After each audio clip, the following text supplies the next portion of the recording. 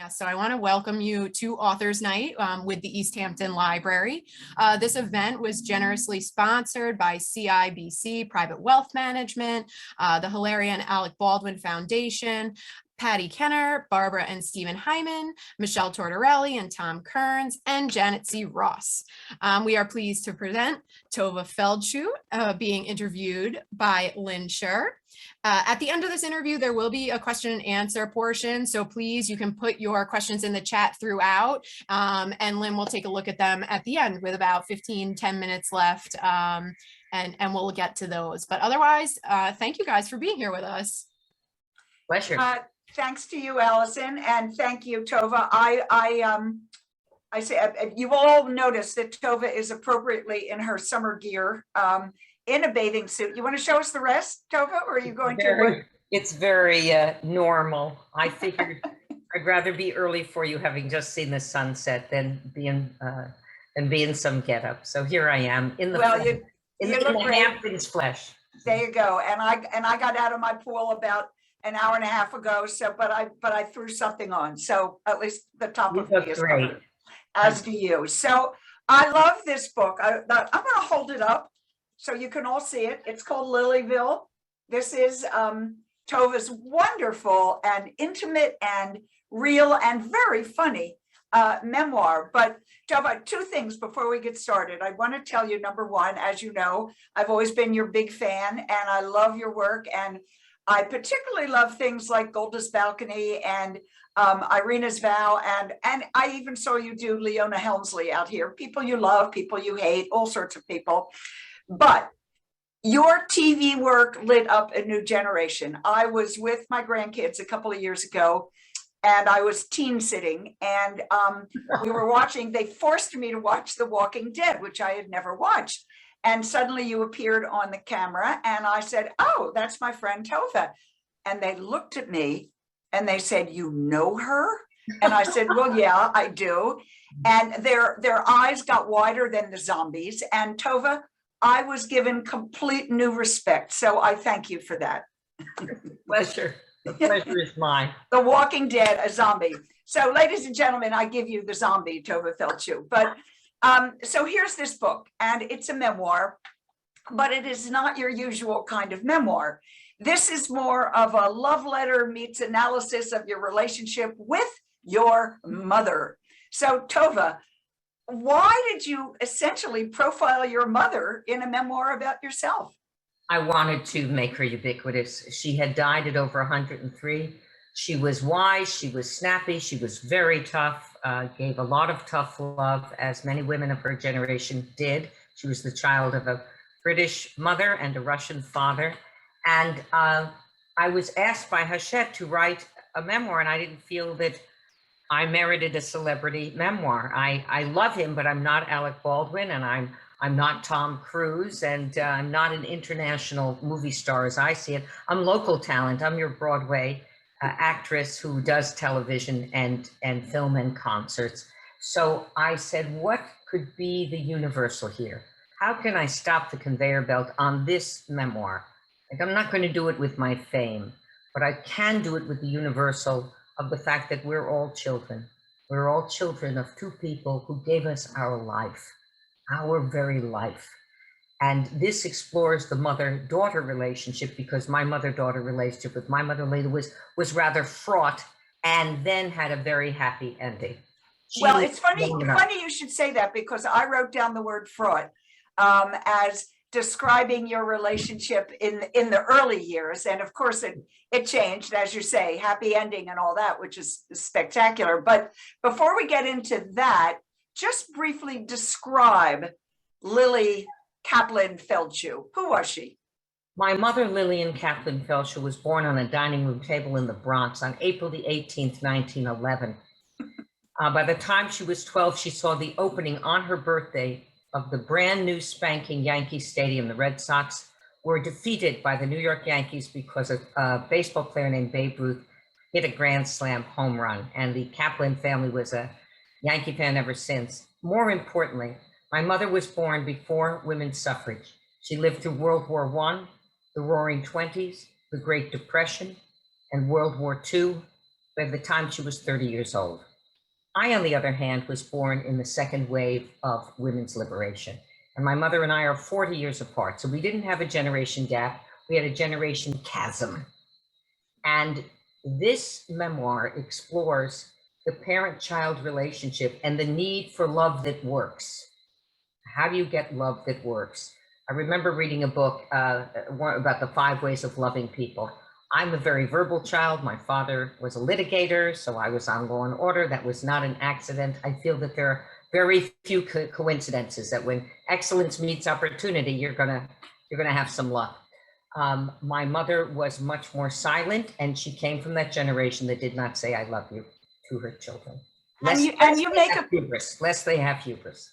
You make it very clear in the book, and it's very revealing. There are no holds barred in this, and you make it very clear that getting her attention, getting her love was what sort of drove you for the longest time. And I quote you saying that attention, whether she was aware of it or not, could often be tone deaf.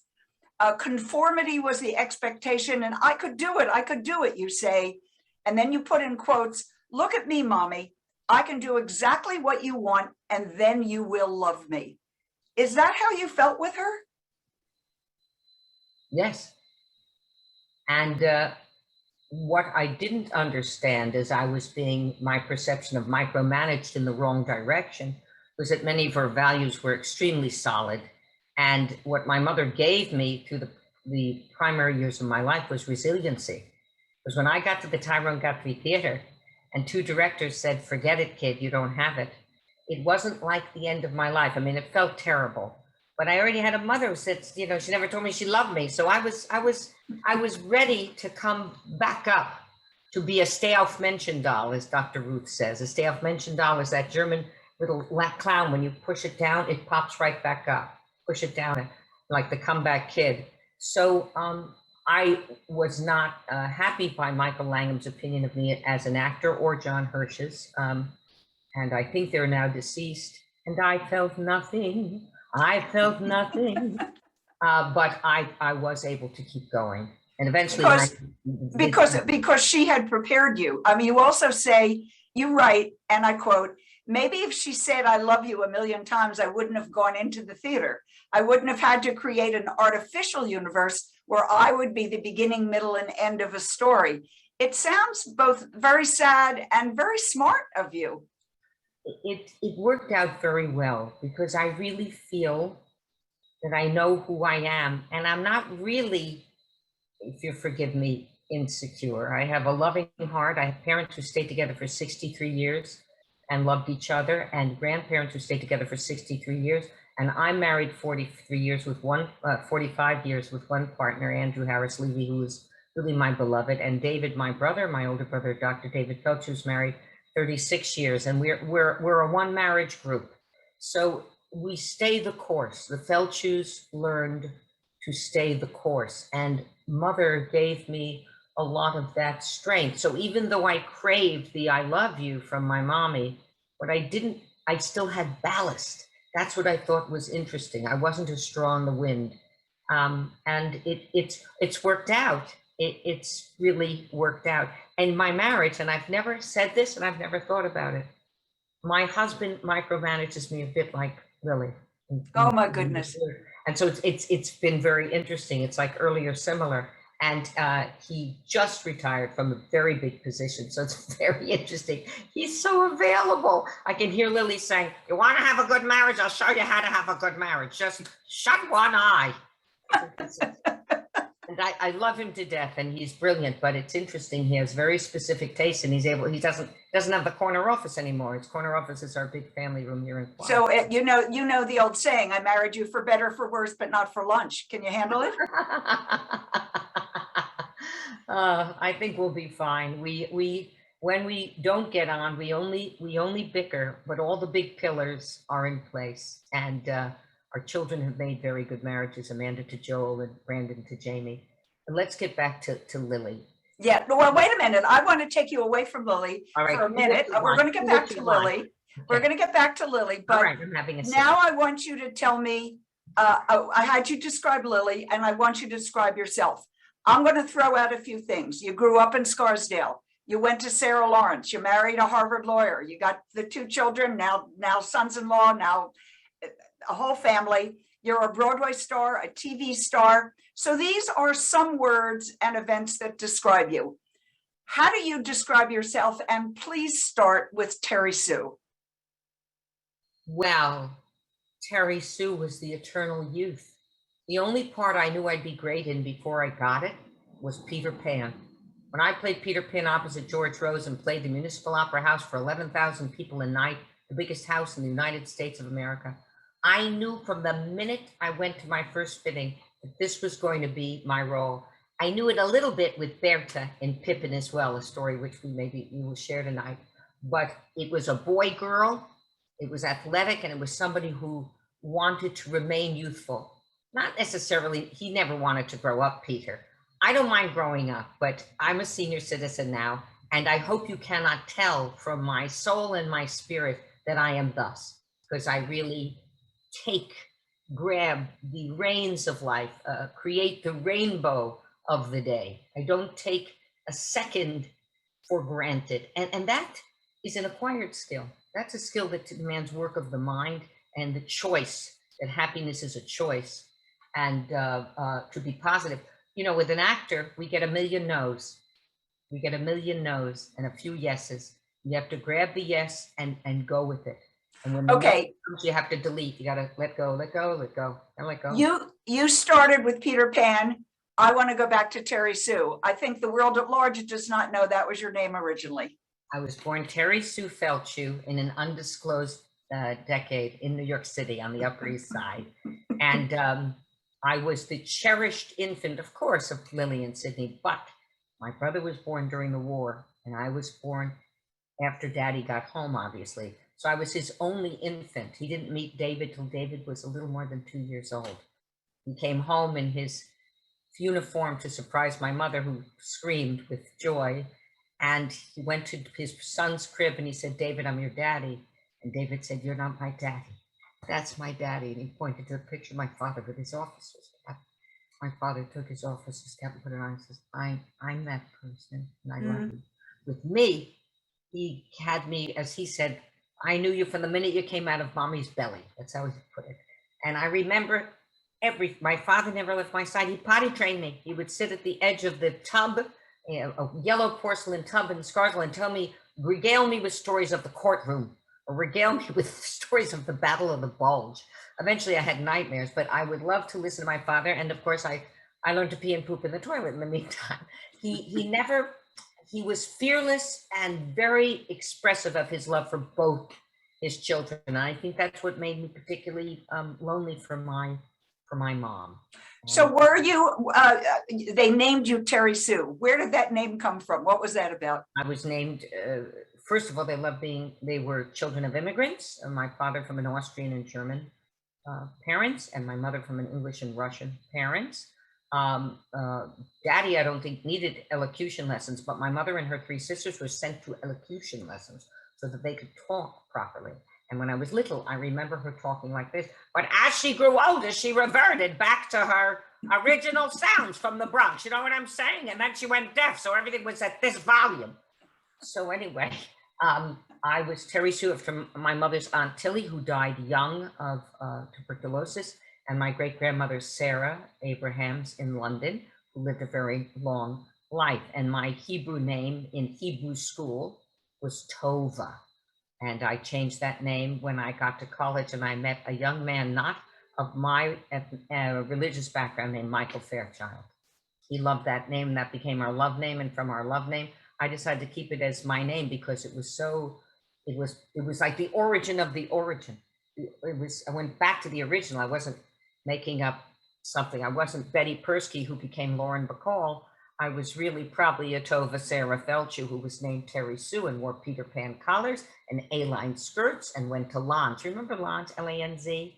And of course, yeah. And John Mayer of Norwich. And it was before Ralph Lauren.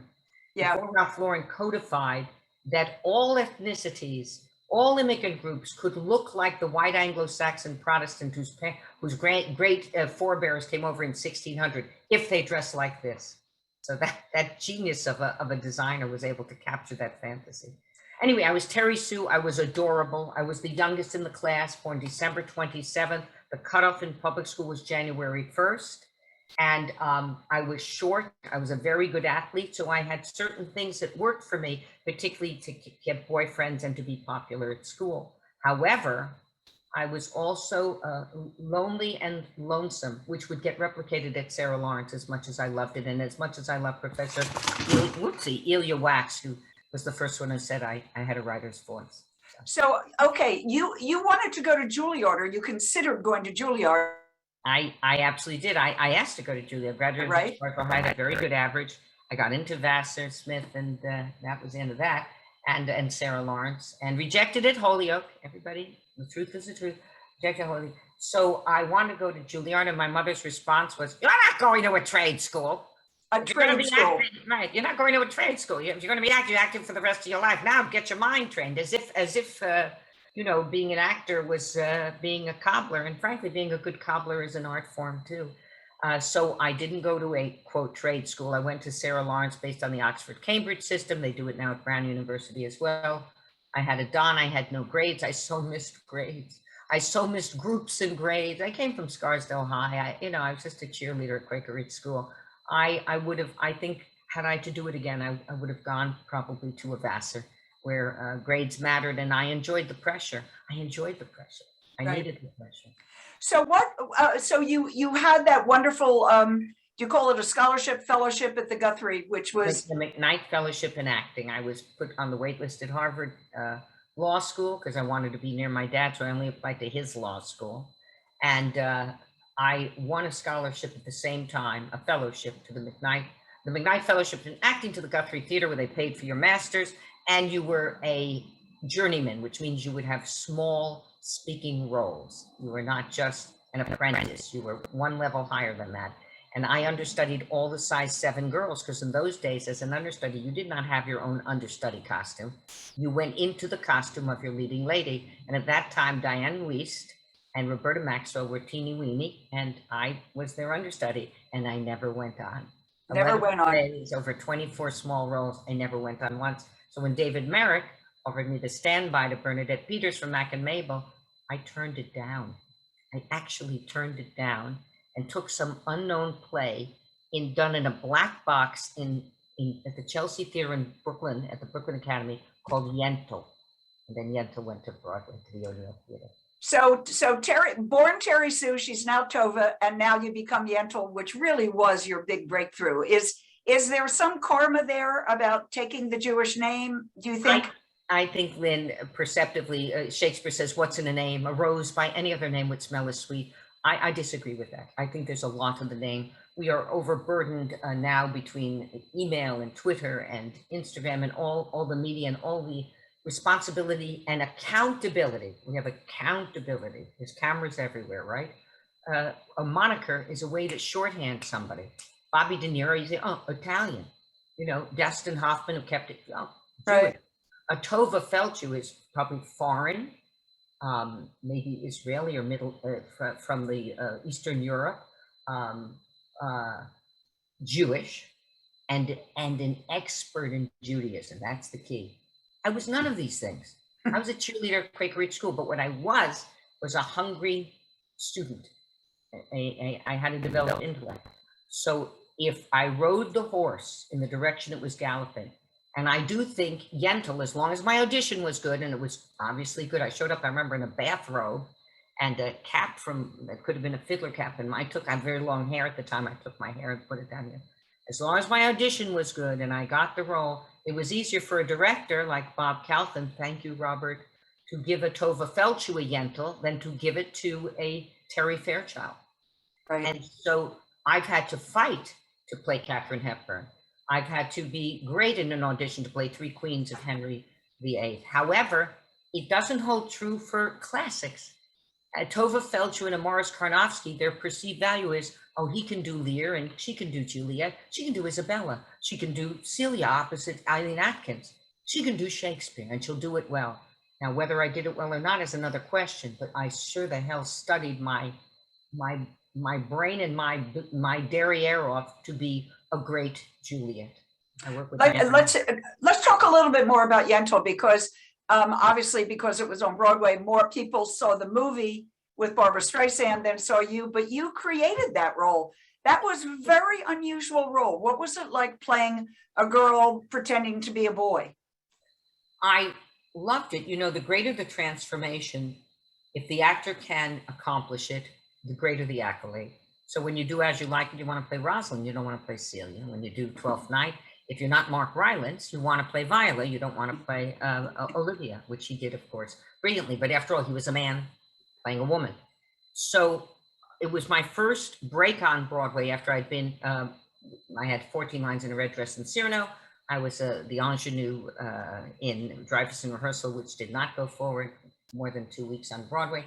Rodgers and Hart I did, and then Yentl hit, and the transformation was enormous. I even walked on with huge tresses of hair, and on stage, I would cut 8 wigs a week, and my hair would go into these male locks. It was a hell of a quick change, and I just, I enjoyed the ride. I think I got 5 accolades on Broadway in my first Tony nomination, and I was all very grateful for it, because on February 16, 1976, a young man was allowed back in my dressing room, and his name was Andrew Harris Levy, and I would marry him. So that's how I met my mate. So the myth of the glamour role is just a myth. You could play a boy wearing false payas and meet your husband. The greater the transformation, when I play Leona, I love it. I love it. And she's stylish, she's this, she's brash, she's cruel out of her own fears and her own madness of her own childhood. But I love transformational acting. I had the honor of playing Ruth Bader Ginsburg recently in Los Angeles, and I hope to play it in New York. And except that you need a chiropractor with her posture, it's the most marvelous role. Her posture is such, she's so brilliant that her head is so heavy. That's why it keeps leading her everywhere. And Golda, of course, I had a fat suit, false legs, breasts made out of birdseed. I remember that very well. Birdseed? Birdseed. When we played London, I learned a lot. They put birdseed in it, not just foam rubber, and of course a wig and a prosthetic nose. That was a thrill. And I'm about to play Dr. Ruth Westheimer at the Museum of Jewish Heritage in December, or the month of December, for Christmas and for Hanukkah. And you should come and see her, because this is a woman of, talk about resiliency. This is a woman who right-sizes your life. What about when you met Justice Ginsburg before you played the role? I met her actually as I was playing the role. And I said to Justice Ginsburg, I said, Justice Ginsburg, I am going to be your voice out in the theatrical universe. How do you want to be remembered? How do you want to be perceived? And she said, I want them to know I'm funny. I said, oh my God. Oh my God. And Ruth, I was so grateful to meet her. I met her 4 times while she was alive. In the year that she was alive, she would die September 18th of the last year, 18 being a mystical number in Hebrew, Chai for life. And she died what we call a rabbi's death. She just stopped. She fought a great fight. A great fight. I'm guessing you did not meet Leona before you played her. No, I didn't. I didn't meet the prime minister. Everybody always said, now Golda, I always think about Golda as like a prehistoric animal, an observer learner, an anteater, like very slow. And she would listen to people, and she would gather the information, and then she'd make a decision. And the other thing about Golda that's important to remember, she was brought up where? In Milwaukee, Wisconsin. So when you look at Golda, you think she talks like this, like she talks like Jackie Mason. She's Jackie Mason, talks like this, but she don't talk like this. She talks like this. Baruch atah Adonai, a real Midwestern twang that even infiltrated her Hebrew. Your most recent, you mentioned her briefly, Dr. Ruth, the other Ruth that you've played. I know you've spent time with her. Spent time with her? She calls me up to check my Tovah. How are you? You're so hardworking. How are you? What's going on? Give me good news. Only good news. What's happening? Is the play going in? Is it going in? I said, play is going in. We've raised the money. We're going to open the Museum of Jewish Heritage in Safra, gorgeous Safra Hall, where the Yiddish fiddler played, and it will open December 4th. We're going to have a party. I said, that's the first performance. We're not letting the critics in for weeks. Oh, I don't care. We have a party on December 4th and black tie option. All right, black tie option. So she is so optimistic that even the ends of her sentences go up. And it's so interesting and wonderful listening to you just quickly do that right now. What's the trick about playing somebody, particularly someone we think we know so well? Are you trying to be a mimic, or are you bringing something to it from you as well? It's not just that. You have to get below the character. If I'm playing Katharine Hepburn, how does she stand? You're not just imitating a sound pattern, but this pattern has to do with her sense of being a patrician and being from Hartford and going in the cold Connecticut River and standing in a certain way. A person's voice is very personal to their soul. So you get below language to the universal of why they do this. My biggest insight with Ruth's speech pattern was that she goes up at the end because she has demanded optimism out of a life that started in I won't say tragedy. It was beautiful 10 years, and then she became a Holocaust orphan, not, as she would say, not a victim of the Holocaust. But I kid you not, you think the Kindertransport to Switzerland, being ripped from your mother, your father, your grandmother, all of whom would be turned to ashes. She would never see them again. After she was at the Frankfurt am Main station with her mother and grandmother, her father was already in Buchenwald, that she would, her life was rent in half between 10 and 20 years old. And from that, from no high school education, they didn't allow girls to go to the Swiss high school, only the boys. At the end of the war, she was given a certificate to be a domestic, to clean houses. And also she was recruited by the Israelis, not Israelis, but the Palestinians fighting for a Jewish state. And she said, why don't you come with us? She joined the Haganah, she became a sniper. She married an Israeli, went to the Sorbonne. From the Sorbonne, she couldn't finish that, and she ended up in the United States. So she had no high school diploma. She had no baccalaureate. She only has a master's and a doctorate, her doctorate being from Columbia, her master's from the New School. And Ruth wrote her own script with relentless optimism and focus. And I've learned a lot from her. She calls me every day. Why? To keep becoming Dr. Ruth by March St. Germain, God bless him, to keep it in primary focus. That's why that's why I love Lilyville. Keep it in primary focus. Yes, but you say that playing these characters, you don't want to be just a mimic. You've got to get beneath the surface. And you say in the book, you write, when I would feel defeated, my mother banged on my chest. She didn't hurt me. She just gently would say, "Remember who you are." That's right. So are you or are you them when you're playing them? I treat the characters I am gifted with as if they are my children, that they come first. When we have children, unless you're nuts, and this happens, most of us would give our lives for our children. I would die for my children.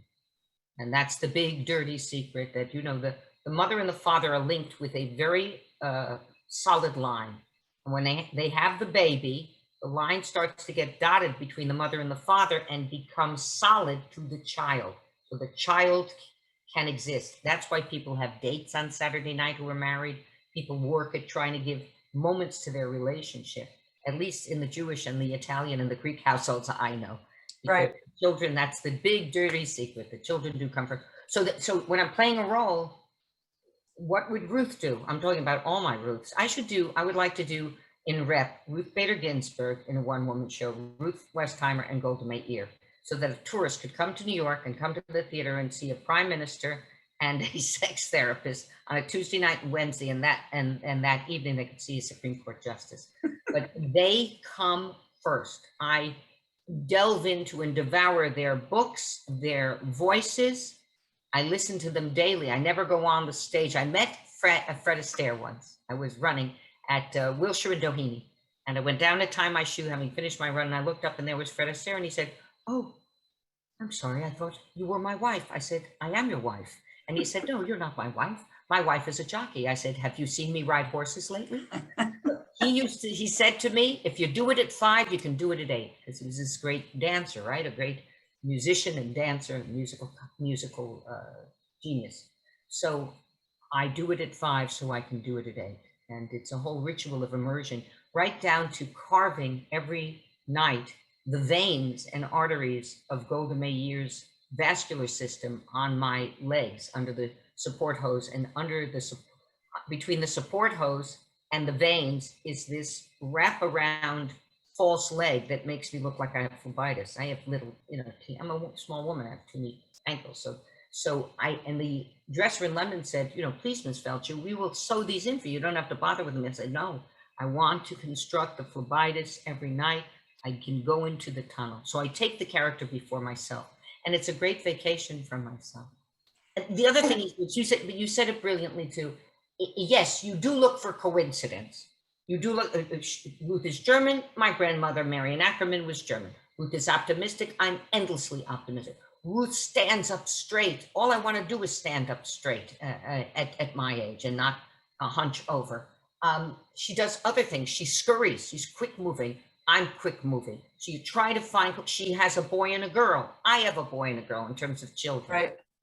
She's had 3 marriages. I have not. I've had 1. But right. the greatest thing she did was, it's so great for my marriage, because she took sex from the bedroom, the shadows of the bedroom, and brought it into the light, not just of the living room, exploded it onto television and radio. So just like a child would say, Mommy, please pass the string beans and my penis itches. Let's say that at the table, because the child doesn't bear judgment on these things. And we have this white Anglo-Saxon Protestant Puritan straitjacket around some of the origins of American society. She's completely different. She said, you're entitled, you wash your face, you comb your hair, you have your orgasm. It's wonderful. You are responsible for your own orgasm. And if it doesn't work, you get the rehearsal later. So she just makes it, like, pass the butter, please. I'd like some popcorn. And how is your clitoris? And how is your penis? It's unbelievable. And yet so you're able to do this, and yet getting back to Lily and Lilyville, the book, you did this with a mother who said to you at one point, you can do anything you want now, Tovah, because you're marrying a Harvard lawyer. Don't forget, Mommy has been dead now 7 years, so it is true. I not only do what I want, but life is more precious than ever, but that's true. I had gotten 5 awards on Broadway and that nomination, and I was getting married March 20th, 1977. And my mother said, Tovah, you can do whatever you want. I figured she meant movies, television. Right. Merrill Lynch wanted to film our wedding. We thought it would be a circus. We said no, we were so stupid. I'm sorry they didn't do the clique lights. We had a better record than the grainy little VHS I have. But she said, you can do whatever you want now. You're marrying a Harvard lawyer. What did you think when she said that? I knew that her match was made. Her fate was made by the match she made. When you're born in 1911 and you meet the love of your life in 1927, 16 years old, he's 17. Then she became vice president of the sophomore class at the College of Arts and Sciences. It was really remarkable. She was the first one to go to college, like many wonderful children of that era. She paid for herself. She worked at the Bowery Savings at 72nd and Broadway. If you look up at what became the Apple Bank, and now there's a bunch of apartments and whatnot, it was originally the Bowery Savings. And her fate was sealed. Their love letters, I will build you a house on a hill, and you will never have to worry whether you can afford another pair of shoes. And he earned that money, and she was a full-time mother, and she regretted deeply that she didn't get her master's in teaching and have one thing for herself. So it was, as you said earlier, a very different time for women, and particularly when you moved to Hollywood and discovered the ethic about women there. Would you like to tell the story about the party and the famous Hollywood actor? I've never been hit upon, maybe because Lily was my mother, except once. I was at Peter Bogdanovich's house. He was with Sybil Shepherd at the time. It was a party. I would say it was an A-list party. I was invited. I remember Sybil Shepherd gave me a shawl that I still have and wear as Grandma Ada, one of the characters in my one-woman show. And Warren Beatty, I saw him. He was devastatingly beautiful and known as a ladies' man. He had been with Julie Christie. I don't know if he was attached to anybody, but he said, you know, would you like to come home with me? Would you like to be with me? And I said, I'm married. He said, so what? I said, so what do you? I have to wake up in the morning and go back to my life, and I can't do that. So the answer is no. So I was telling Patty Lupone when we were shooting Crazy Ex-Girlfriend, and Patty said to me, Tovah, you missed a great one. Oh man, but that was the only thing. I didn't have the Harvey Weinstein experience. I did, God forbid, I did have a wonderful, powerful manager who advised me not to wear underpants to my auditions. And I said, what? And he said, you're too intellectual. Not interested in that. We're interested in your sexuality. I said, you don't have, she said, you don't have to do anything illicit at your auditions, but it'll make you feel more sexual. I said, I don't think so. You know, I'm very sexy, just in my bedroom. And let me tell you something, Act 3 of a marriage, now with the help that the medical science gives everybody, you have sex till you're dead. So just enjoy yourselves. Oh, I think you're channeling Dr. Ruth without the accent now. So again, another quote from your mom. And by the way, did she really say all those things? You didn't make this up, right? Lily really said all that stuff? The Miss Saigon thing? I was going, no, you want to be an actress. That's the, she says to you, you want to be an actress? Terry Sue, why don't you just go into the kitchen, get my hollow knife, stick it in my heart and twist it. That's right. That's right. That's right. And that was a value given to her by her background. Now, truly, it was my grandmother, Ada, that wanted to go on the British music hall stage. And she went to her audition and they asked her to show her ankles, which she did. And they asked her to show her knees and she didn't. And she said, and that was the end of my theatrical career. Nobody sees my knees except Grandpa, and then not so often. So no, my mother had very strong bourgeois values. And since actors and actresses had a racy life, after all, they were the mistresses of royalty. My mother felt it was a profession with not enough dignity, and I just couldn't resist it. I just loved it. I loved the company of being with other players and making up stories. Imagine being paid to make up stories all your life. You know, the only thing that I didn't make up was this. This is the truth as I experienced it. You say that you say, I'm going to let you say it. Who's the book for? Who'd you write this book for? I'll read it to you. It's Lilyville, subtitled Mother, Daughter, and Other Roles I've Played. For my forebears, my afterbears, for Andy and all who bear with me, and for Mama Lily, whose name will always be above the title of my heart. I came from the sea before I was with you because I speak to my mother in the sea, and I greet her a lot. And because now that she has left me, she is always with me. She's everywhere, and it's been great being her daughter. In the end, it worked out very well. She lived long enough. When Dad died, I'm sure we would mention, Dad died, my mother bloomed like a lily. She came forth. She started to speak, express herself, and she was hysterically funny. And I had 18 full years of that, plus 2 years of trying to save my father's life with her.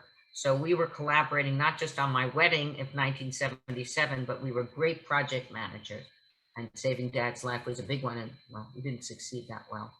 But, what did you learn about your mother, and what did you learn about yourself from writing the book this way? I learned the things I wrote about, that there's no understudy for a mother. I learned the values that she gave me that I believe in. I didn't want to be circumscribed in terms of my imagination and my participation and my voracious appetite for life. But in my family, if you can't bring up your children, we go like this, like you're a flea.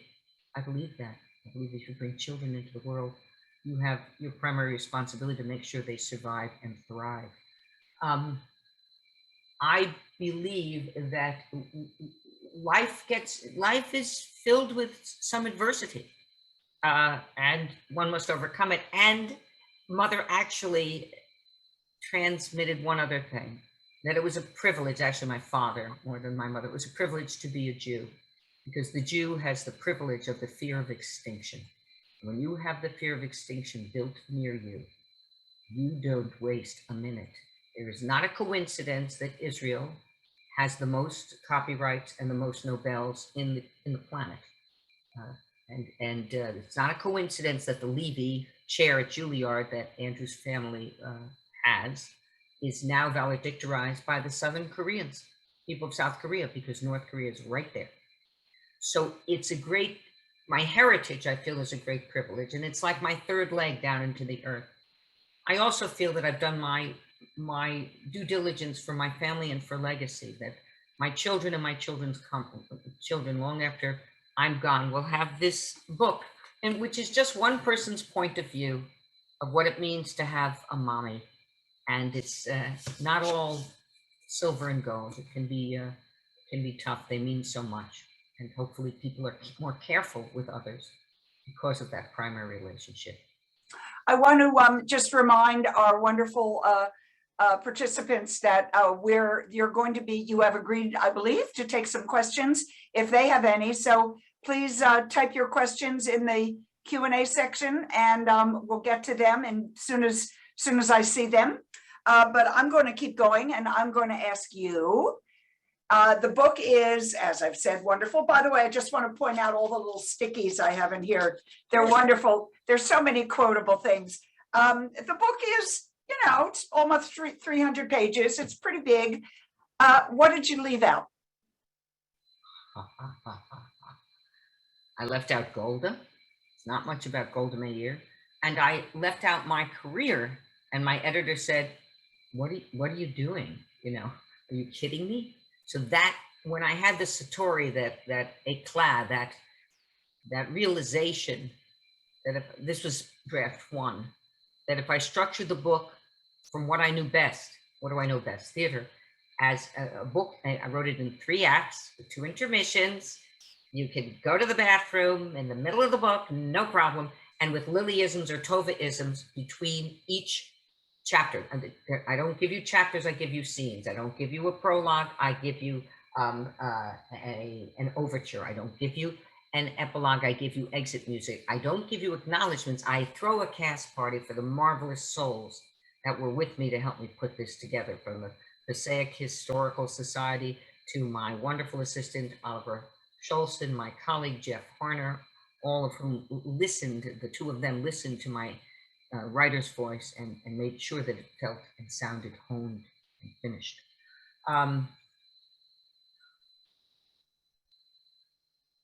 That's it. Was there ever a moment when you said, oh, I can't put that story in? Right, because we took a right-hand turn. There's a wonderful story with my brother David that he asked me not to put in when I was I was 5. Now David's 10 years older than I am. He used to only be 5 years older, but he was babysitting for me with his best friends. I think it was Harold and Eddie. And there was a beautiful girl who lived down the street, and they wanted to see if they could see her get dressed or undressed. This, of course, like any 10-year-old, this is like at 5 in the afternoon.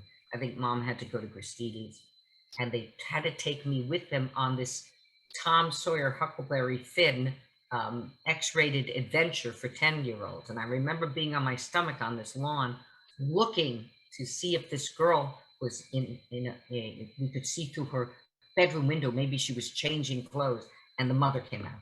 And those boys ran for the hills, and I'm sitting there trying to catch up with them. So that's one story that was, as they say, as an editor would say, this is off point. We're going into the grass now. Okay, and we're going to stay on point. Okay, so I have a very on point question, because I have to tell you, I did the same thing when I wrote my memoir.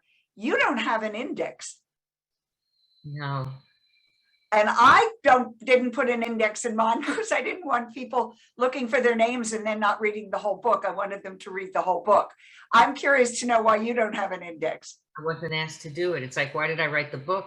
I was approached by a wonderful literary agent. I didn't have a literary agent. Like he heard me do an interview on Entertainment Weekly. He called my manager, said, does she have a literary agent? They said, no. He said, I think she's got a writer's voice. And he came and he made a phenomenal deal with Hachette. And then the pandemic struck. Thank you, Hachette, for supporting me during the pandemic.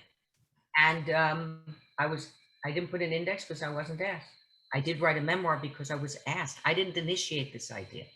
My idea was to make Lilyville a series. I want to make it, and I have wonderful news. The series, my book has been optioned by a Hollywood production company. So, well, congratulations. Great for us that we come to fruition. Well, that's exciting. It's when you read the book, and for all of you who I know will go out and buy the book and read it, buy it for everyone you know. It does read, it reads like, because of you, it reads like it's being acted. It reads like I'm seeing performances, and yet it feels very real.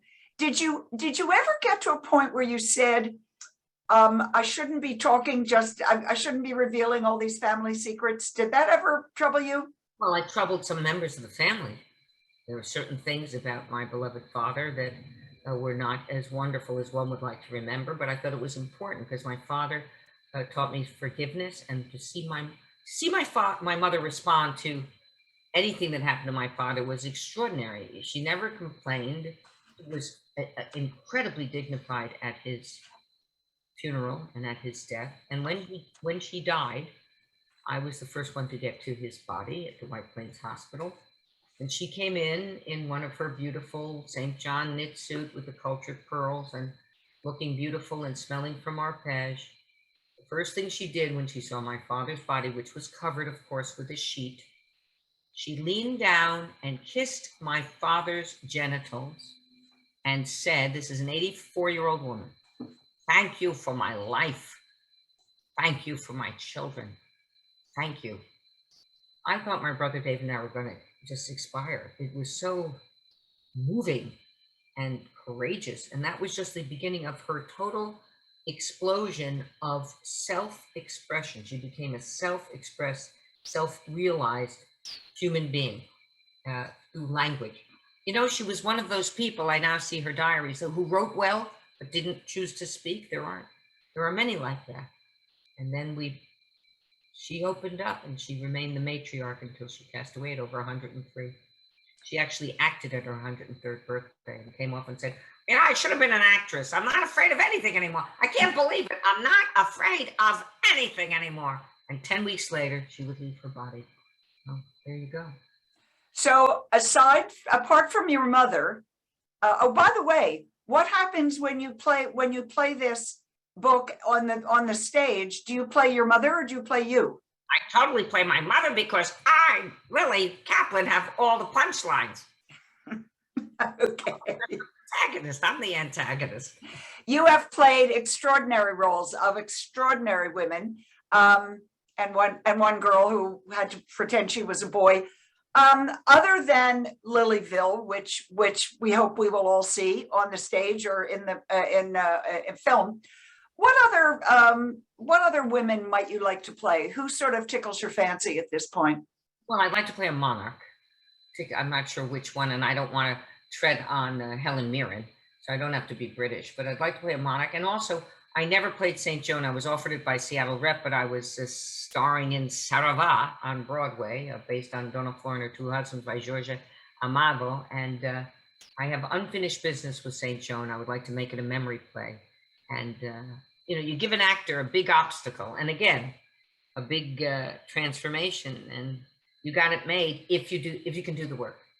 And then I thought, since I have the weight of a name like Tovah Feldshuh, that as I age, I can take on some of the great Shakespearean roles, you know, like Lear, but I'm not ready for it yet. But you know, why not? How do you feel about the plays where with gender switching? Is that a good idea? And what does it do for us? We'll find out when we see company, won't we? I'm still exploring that. Also, in terms of Black Lives Matter, meaning expanding the umbrella on that, meaning anyone of color in the mosaic of the American society matters. It's a very interesting thing that's happening. The country is slightly divided because the established white Caucasian who's had so much power for so long, they are being shoved aside, including in casting. I would never be cast as a Brazilian Dona Flor now. And actually, I was up for a part. I just got a call saying, thank you very much. We're going to give the part to you, but we've decided to go with an African-American Jewish mother. The way it goes. So we have to make room. We have to make room. And Joe Papp is dancing in heaven. He was the first one who took a sledgehammer to casting and said, everybody is American. And here's my friend Raul Julia, and he's going to go do Shakespeare for us. Right. So this is obviously all for this obviously expands, as you say, expands the mosaic, expands our consciousness, and it's all a good thing. It is a good, it's a must. It's a must. And it's a process, and it needs work. I don't think any of us, God forbid, are racist, but where is unconscious bias? If you've been brought up in a certain community, we had one Black family in Scarsdale. He was my friend Sam Houston, because I had a good mother. Oh, tell the Sam Houston story. I love this story. I was 4.5 years old, going to kindergarten at Quaker Ridge School. It was a Griffin Avenue school. It was a three-classroom schoolhouse. And my mother said, when the bus pulled up, she said, Terry Sue, you sit next to Sam Houston on the bus. And I said, okay, Mommy. And she pointed to Sam Houston, and I went to the second to last seat, the back of the bus, and I sat next to Sam Houston on the bus. And Sam Houston happened to be the only Black boy on the bus. And we sat together in kindergarten for the whole year, going to and from school. We lived on Saxon Woods Road and had a brother and a sister who were older than we were.